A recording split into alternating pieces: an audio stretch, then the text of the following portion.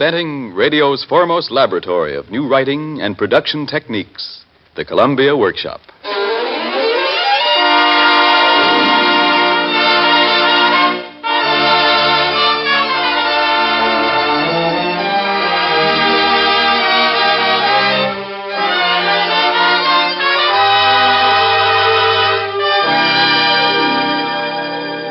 Joe Peabody's Dream is the name of this week's opus by the Columbia Workshop, and we think you'll find it quite a dream.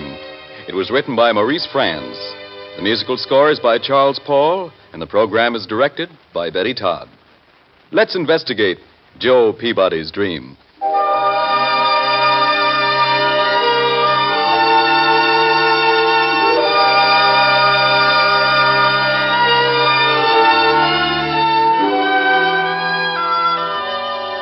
This is the story of Joe Peabody's Dream. Like most dreams, it has its whimsical moments. At times, it's pretty unreal. But its foundation is fact. The first fact we'd like to present is Joe being bawled out by his boss, Mr. Turk. That happened in the morning.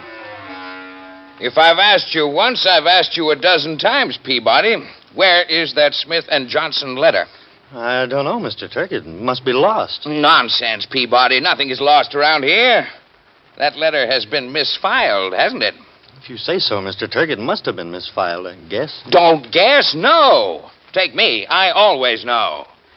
And Peabody. Yes, Mr. Turk? Peabody, if you want to stay with us, find that letter. I expect efficiency from each and every employee. So get on your toes, man. Harmony and cooperation. Each cog and wheel moving smoothly, contributing to the overall balance. Without that, chaos and anarchy. We wouldn't want that to happen, would we? Oh, no, sir. You must remember, Peabody, rationing is over. So don't ration cooperation. That's not bad, Peabody, is it? Not bad at all. We must not ration cooperation. Better find that letter, Peabody.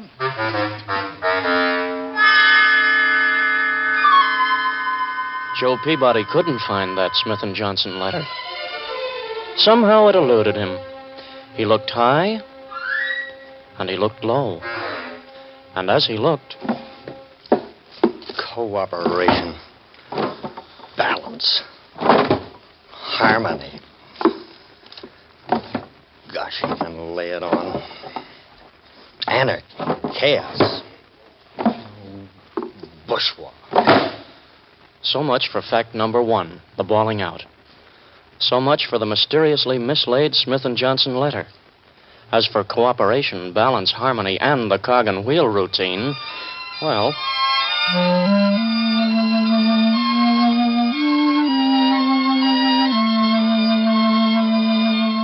I'm just a cog in the wheel, that's what I am. Pass your plate up for seconds, Joe. There's no rationing now. I know it. As I was saying, he says he wants cooperation and harmony. Sometimes he makes me so mad I could bust. Here's your plate, Pop. Look out for the gravy. And don't bother me, Joni. I'm just a cog going around and around like a Ferris wheel or a merry-go-round. I'm sick of balance and harmony. Take some of that anarchy and chaos. Pop, spill the gravy again. Pop, spill the gravy again. Joe, now look what you've gone and done. Oh, I don't care. The heck with it. What have you got for dessert, Margaret? Mince pie. Though I must say, Joe, I don't think you deserve any mince pie now. Just look at that spot. Do you think we ought to give him any, Joni?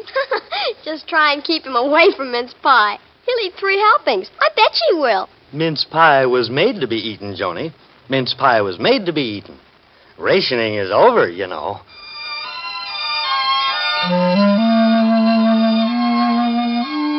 Which brings us to our second fact, mince pie. Joe had his 3 helpings. It might have been 4. And then he settled down next to the radiator and started to read his newspaper. It was warm next to that radiator. Very warm. The temperature went up past 75, 76, 77, 78, 79, and at last hit 80 Fahrenheit. And that's warm, folks. Very warm. Especially when a man has a newspaper in front of him and a radio half on in the background. No, life is Joe tried to concentrate on the news. Nylon mines and OPA, labor and management and OPA, the hungry in Europe, the hungry in Asia and OPA. And at last, Joe just couldn't take it. I cannot believe it. For life is wonderful. Life is beautiful. Life is... Oh, yeah? Well, they know about life anyway. Who cares? I'm sleeping. I'm going to bed right now. Don't start that radio again. I want to sleep. Life is wonderful. Life is beautiful. Life is... Oh, bourgeois. I guess you've gotten facts number 3, 4, and 5. Joe Peabody went from reading about the nylon lines and OPA straight to bed with all that mince pie inside him and the thermometer in his living room reading... 80 degrees. Holy smoke. Well, what got into that super? Just listen to that steam. So he went to bed. He fell asleep promptly, and then he dreamed a dream.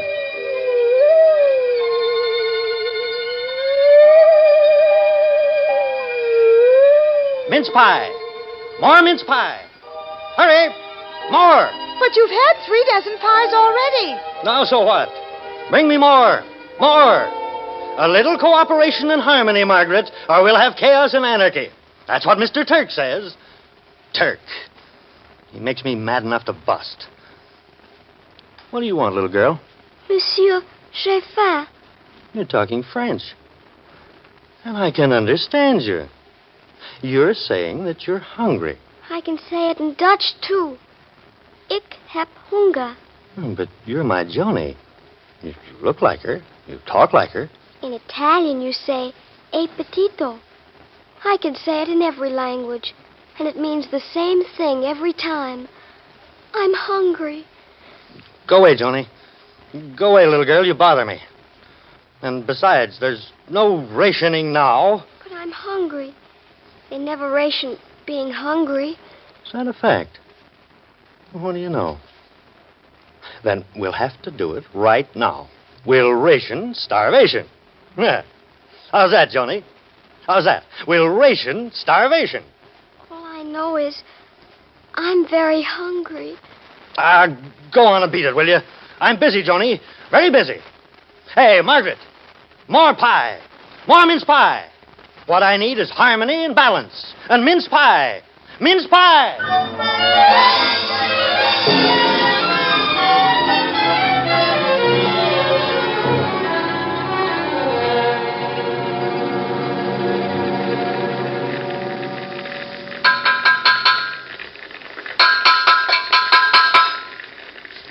Gosh, it's hot down here. I've got to find that super. He's got that Smith & Johnson letter, and he'd better give it to me. Gosh, it's hot. Hot as blazes. That's him, all right. I better hurry. Hey, super! Hey! Oil for, get the heat to every floor. Tie down the steam valve, tie it tight. We're aiming at 2,000 Fahrenheit. The tenants will sweat it out tonight. I'm looking for the super. Which super? My super. He's got a letter for me. Say, I know you. You're 503. The name is Joseph Peabody. That's me. Where's the Smith & Johnson letter? I haven't got it. Misfiles, you know. And now, I think you'd better go. Oh, darn. Misfiled, huh? Misfiled or lost, it's one or the other. It's liable to cost you your job, brother. That's what you think. They couldn't do without me. Oh, that's what you think. But you'll find out. Now, is there anything else you want to tell me about? Well, it's pretty hot up in my apartment at 503. No. Really? Really hot? Here, what's this I've got?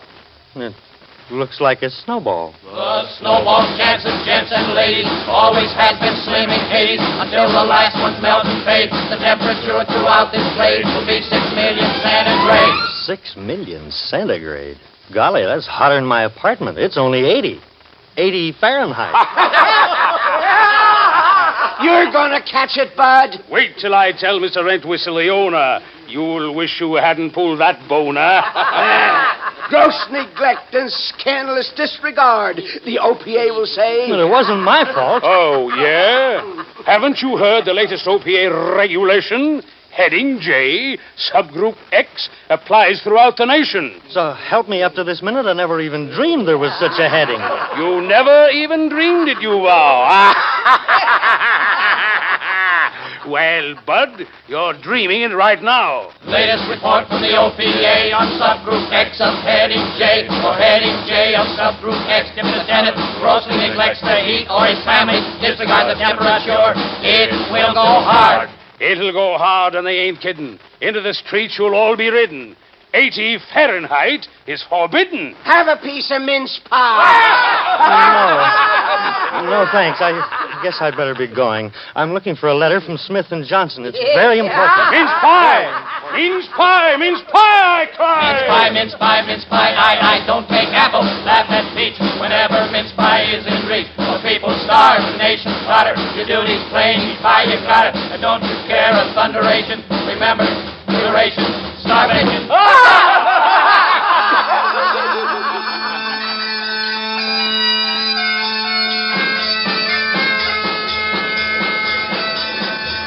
Round and round and round we go. Whoopee! Up and down and around and around. These nylons will cost you $5 a pair. Hey, ain't that kind of high? Good things always are, but life is beautiful, life is wonderful. If you want to make an impression, give nylon. Okay, I'll take 'em. 3 dozen, all sizes. Give me those nylons. Whoopee! And up and down and around and around.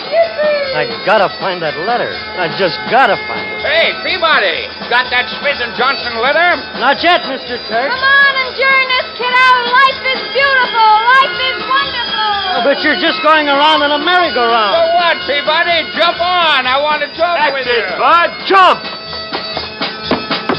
Hey, what's the big idea? I don't get it. Look, stupid, I'm labor. Your boss, Turk. Yeah, you get it. He's the boss. His stuff costs me more dough, so I want higher wages. Don't listen to him, Peabody. He wants higher wages, so I have to charge more. Get it? Hey, take a letter. Take 2 letters. Take 3. You got a letter, Peabody? Not yet, Mr. Turk.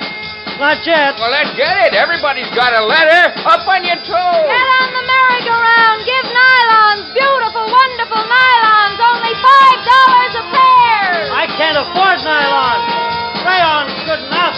In this grade, the nylon ceiling is $1.40 a pair. I'm not paying a cent more. Me either. Say, who's that guy? Why doesn't he go up and down? He's from the OPA. He's keeping prices level. Hey, there's somebody I know. Joni! Joni! Daddy, can I go on the merry-go-round? Sure, Joni. All you have to do is jump on, little girl. But I'm very tired and hungry. Won't you stop? We can't stop. You'll have to jump. Mr. Turk says you'll have to jump, Joni. Watch out now. Here I come. She missed. She's fallen under the merry-go-round. I'm hungry and cold. I can say it in 15 languages. Shut up, kid. You're breaking my heart. Don't you know that life is beautiful and wonderful? So shut up. I'm slapping this merry-go-round right now. No, you don't, Peabody. This is where you get off. There.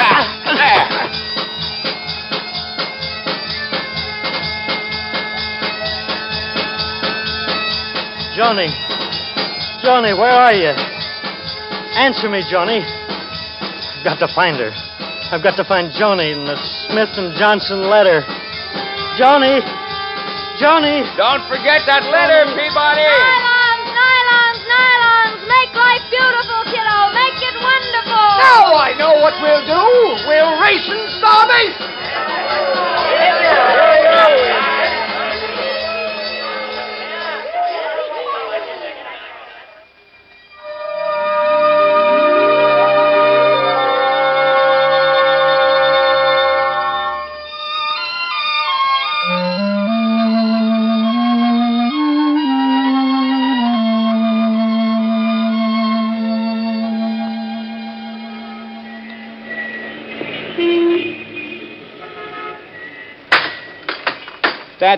That bed winds it up my stand whistle. They're all moved out now. right on the sidewalk. Yes, sir. Good, good. I don't say I'm not sorry for them, mind you, but my hands are tied. Tied by the OPA regulations. Joe Peabody should have thought of that before he let the heat go up to 80. Yes, sir, that's right. But kind of tough on him, though. Oh, I don't say it isn't. Mind you, I'm not saying it's... Ah, there you are, Peabody. Mr. Entwistle, have you the Smith & Johnson letter? I have not. That letter was misfiled. It sure must have been misfiled, all right. I can't find it anywhere. Say, what are my bed and lamp doing on the sidewalk? They belong upstairs with the rest of those things. Oh, no, they don't, Peabody. Heading J, subgroup X, remember? But you can't put us out. It's inhuman. Peabody, you please keep my character out of this. And don't think I'm not sorry for you, because I am. Oh, I am. Well, then why are you doing this to us? My hands are tied, Peabody. The OPA, very strict, you know. Why don't you say you're going to get around the OPA and get more rent from my apartment, Mr. Entwistle? Because that's what you're doing. Peabody, I'm ashamed for you to judge your fellow man so harshly. And don't forget, it'll cost a pretty penny to redecorate your apartment. A pretty penny. But what about my family? Margaret and Joan. That's your affair, Peabody, and yours alone. You should have thought of them last night. I certainly should have thought of them last night. Peabody, I'm sorry for you. I declare, man, I'm sorry. Really sorry for you. Thanks a lot. What do we do? Where do we go? Put your trust in Jonah Entwistle. Why, man, I have my tenant's interest at heart. I really have. Very confidentially, I know of a house to rent at Mineola. 6 rooms, bath, heat, all conveniences. Rent, $75 a month. Oh, that's 15 more than we're paying right now. Don't bother me with trifles. You better hop on the train to Mineola. Owner's name is Keene, Jim Keene. Just tell him I sent you, and it'll be all right. But you better hurry. Your train leaves from Penn Station in less than a minute. On your toes, man. On your toes. I'm up on them. See? Up on your toes, Peabody. Up on your toes. Up on them. And have a piece of mince pie.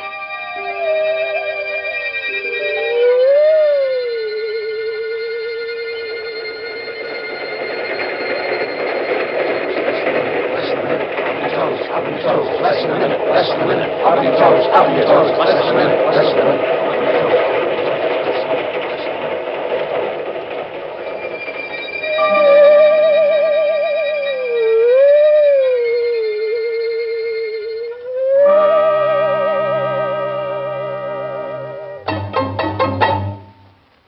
Look, will you please get off your tiptoes, brother? It makes me nervous. I'd like to, mister, but I can't. You see, I've got to keep on my toes. Got to. Mr. Entwistle told me to. He said you'd rent me a house if I stayed up on my toes. All right, suit yourself, brother Peabody. Suit yourself. Here, have a cigar. No, wait a minute. Hold on. It's up to you to give me a cigar. Got any cigars, Peabody? No, I don't smoke, mister, so I guess I haven't got any. Yep. You sure, brother? Take a look. Maybe you got one, huh? Never can tell, you know. No, I'm pretty sure Well, I'll be... Yeah. Here, mister, have a perfecto. Yeah, that's more like it, brother. Now you're talking. And don't call me mister. Call me Keene. Plain Jim Keene. Yeah, thanks. Now, about your house, Mr. Keene. Just Jim Keene, brother. Plain Jim Keene. The rent is $75 a month. Is that right? I hope to tell you it is. That's what the OPA allows me. Then I'll take it. Here's the first 2 months' rent. Now, hold on a minute, brother. I didn't say I'd rent this place. I only said I might rent it. Mr. Entwistle said you would. He promised if I kept up on my toes... Look, forget all about that, brother, and listen to me. Now, I'd like to rent this place for the winter and go to Florida. I'd like that fine. But money, brother. Did you ever hear about Moolah, Mazuma, the filthy lucre? Well, if you want more than $75 a month, I guess I can scrape up a little extra. How much? Oh, no, you don't. That would be violating the OPA. And that's one thing I'm not fixing to do, brother. It ain't smart. Won't you please rent me your house? Please? Up on your toes, Peabody. Up on your toes. Don't do that. Please, rent me your house, won't you? Well, I'd like to, brother. I'd like to. But if I rent you the house, I've got to go to Florida. And that takes money. More money than I can spend. How much? How much money? Well, including everything, the trip will cost $1,700. Well, I've only got $1,500. But it could be done on less. In victory bonds. I've sort of been trying to hang on to those victory bonds. You see, victory bonds. Who cares for them now? The war's over. Victory's here. Victory's here, brother. So loosen up, Peabody, loosen up. I think you'll like my little house, and I think I'm going to like that little trip. Yes, sir. I think I'm going to enjoy every minute of it. 1,400, 1,500. Right. Sign your releases here. Have a piece of mince pie? No more pie. No more pie. Turn off the heat. It's up to 80. Turn off the heat. No more pie. In the name of everything, will you turn off the heat?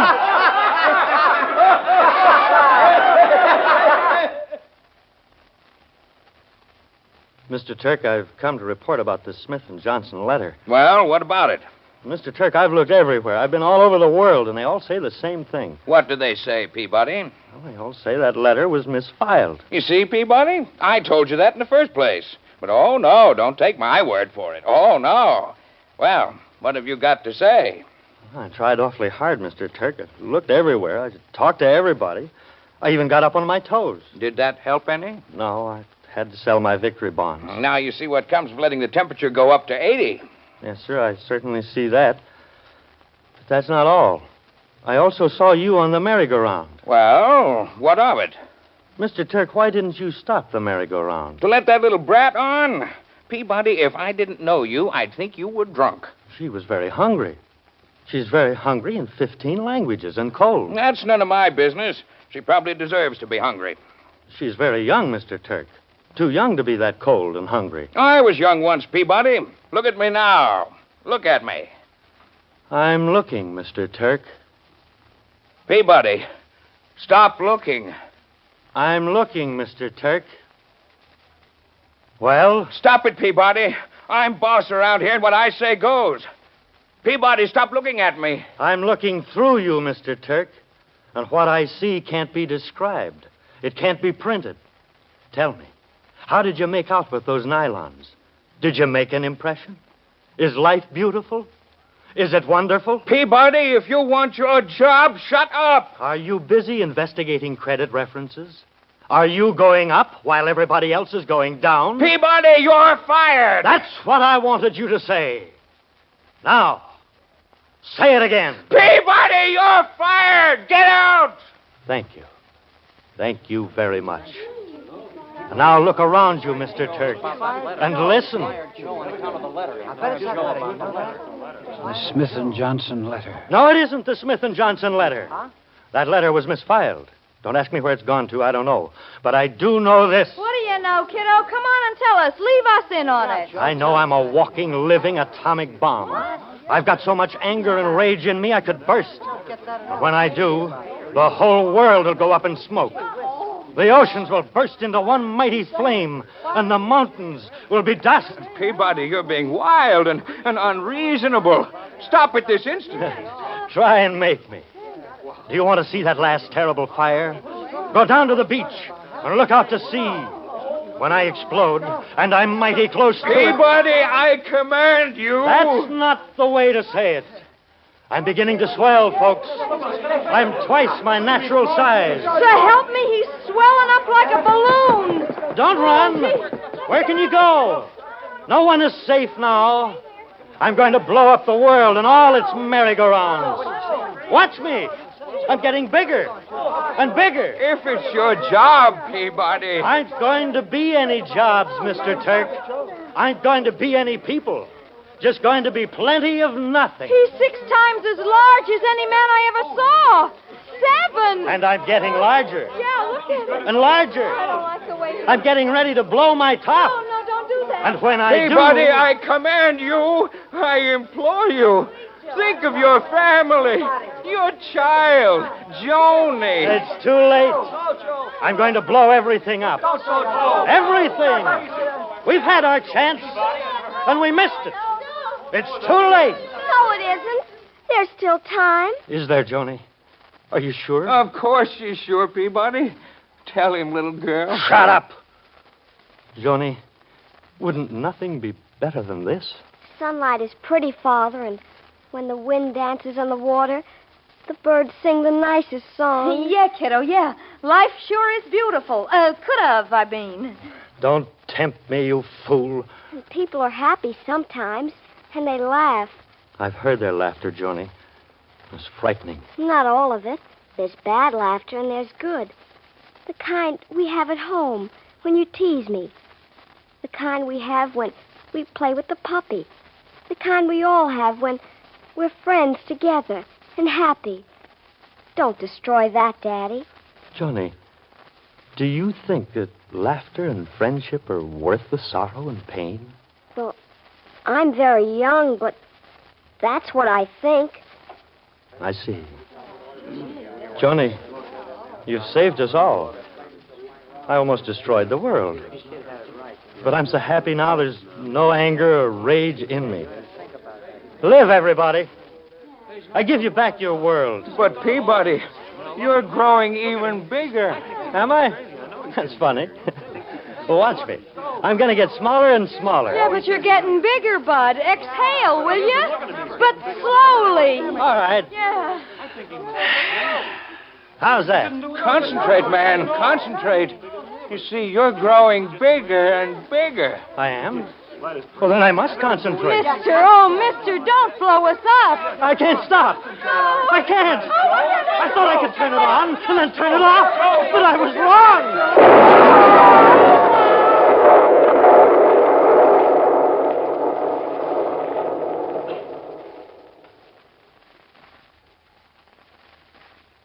And now there's nothing. There's this void, this space, and my voice. My name was Joe Peabody, and this was my dream. And now there are no longer dreams. There's no more substance. There's nothing.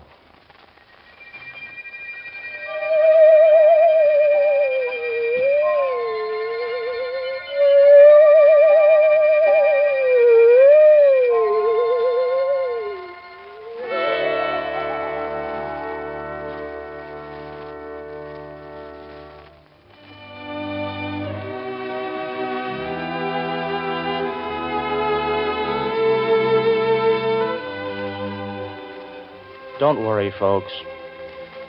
It was only a dream. Only a dream by Joe Peabody, who ate too much mince pie and went straight to bed in his overheated apartment. Feel better now? You don't? Look out of the window, then. The world's still there. Nothing's been blown up. Yet. It was all a dream, folks. A bad dream. And speaking of dreams, any resemblance between Joe Peabody's dream and any other dream, fictitious or real, is coincidental. Absolutely coincidental. So long, folks. Have a piece of mince pie?